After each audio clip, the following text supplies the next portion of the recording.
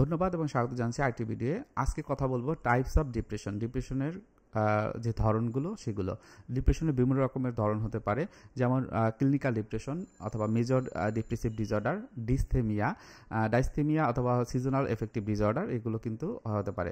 এখন দেখা যায় যে ডিপ্রেশনের ক্ষেত্রে আপনারা জেনারেল ডিপ্রেশন জানেন, হওয়ার সময় আমরা ডিপ্রেসড মুডে থাকি, অর্থাৎ মনটা খারাপ থাকে, কারোর সাথে মিশছে না, কারোর সাথে কথা বলি না, একা একা থাকি, মন খারাপ থাকে।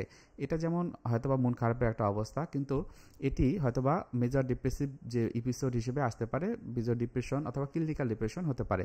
সেক্ষেত্রে কী হয়, ওই ব্যক্তি প্রচুর পরিমাণে মন খারাপ থাকে, কারোর সাথে মেশে না, অতীতের বিষয়গুলো বারবার মনে পড়ে, অতিরিক্ত পরিমাণ ঘুমায় অথবা ঘুমায় না, অতিরিক্ত খাওয়া দাওয়া করে অথবা একদম খাওয়া দাওয়া করে না, হয়তো বা কারোর সাথে মিশে না, এবং সাথে সাথে তার ওজন অনেক বেশি বেড়ে যায়, যে তখন আমরা বলি যে খাওয়া দাওয়ার বেশির কারণে বুলিমিয়া নার্ভাসা হয়।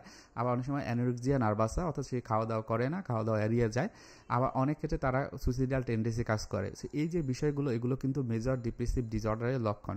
এখন ঠিক একই জিনিসটা যখন কারো ভিতরে কম থাকে, একটা পারসিস্টেন্টলি থাকে, থেকে ডিস্থেমিয়া বলা হয় থেকে, এই যে পারসিস্টেন্ট ডিপ্রেশন, এটা কিন্তু অনেক সময় দেখা যায় যে অনেক সময় শারীরিকভাবে বিভিন্ন রকমের এফেক্ট ফেলে।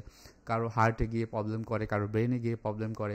অনেক সময় ওই ব্যক্তি এই ডিস্থেমিয়ার কারণে বা পারসিস্টেন্ট ডিপ্রেশনের কারণে এই দেখা যায় যে ওই শরীরে বিভিন্ন রকমের নেগেটিভ সেন্সেশন হয় এবং সেটার নিয়ে কিন্তু সে কমপ্লেন করে।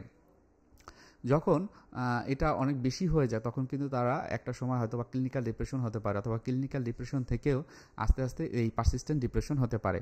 তারপর আরেকটা বিষয় হলো সিজনাল ডিপ্রেশন, যেটাকে বলা হয় যে সিজনাল। দেখবেন কিছু কিছু ব্যক্তির ক্ষেত্রে নির্দিষ্ট সময়ে বা নির্দিষ্ট বছরের নির্দিষ্ট তারিখের দিকে তার ভিতরে ডিপ্রেশন কাজ করে।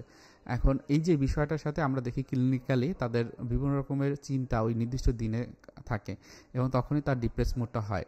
তো এটা হয় কি, যে ওই সিজনটা যখন চলে যায়, হয়তো বা নির্দিষ্ট সময়টা চলে যায়, তখন আর তার ওই ডিপ্রেশনটা থাকে না। এটা হয় অনেক সময়, এটাকে এপিসোডিক ডিপ্রেশনও কিন্তু বলা হয়ে থাকে। তো এই ধরনের বিষয়ের ক্ষেত্রে এটা কিন্তু রিজলভ করা সম্ভব প্রপার ওয়েতে গাইড করার মাধ্যমে। সো সবাই ভালো থাকেন। পরবর্তীতে আরেকটা ভিডিওতে পডকাস্ট নিয়ে আসছি। ধন্যবাদ।